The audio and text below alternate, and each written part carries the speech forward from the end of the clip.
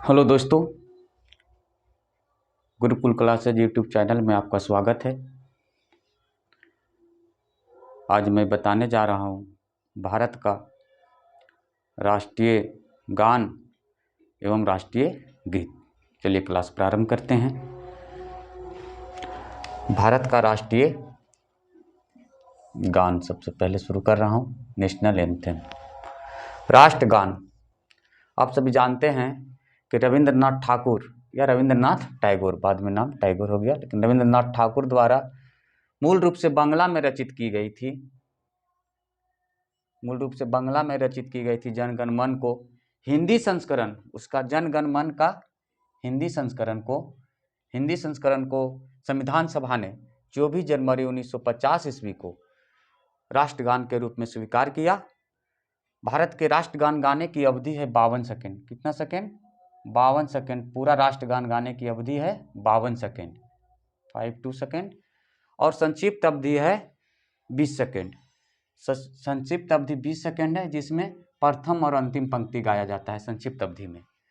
सर्वप्रथम इसे राष्ट्रगान को 27 दिसंबर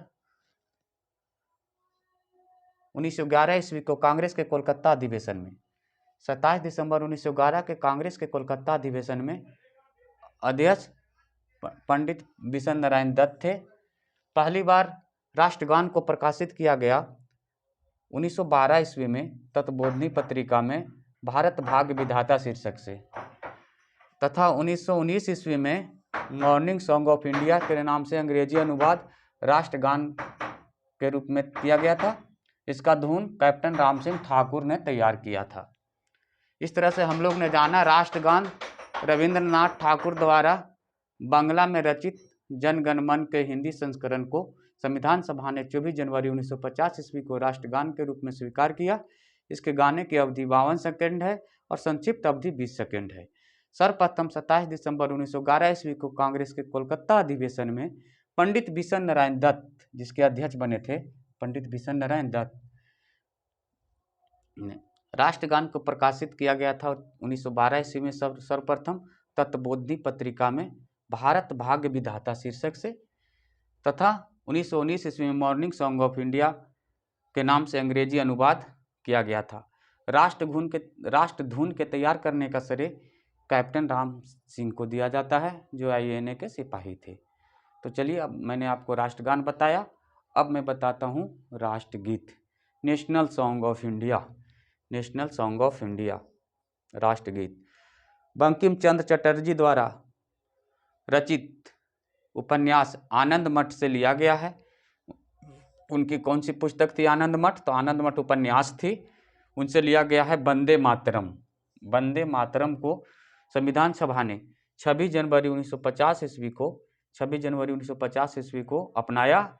यह सर्वप्रथम 1896 ईस्वी में भारतीय राष्ट्रीय कांग्रेस के कोलकाता अधिवेशन में ही रहीमतुल्ला छियानी की अध्यक्षता में, कब? तो 1896 ईस्वी में कोलकाता अधिवेशन में, जिसके अध्यक्ष थे रहीमतुल्ला छियानी थे, इस गीत को गाया गया था।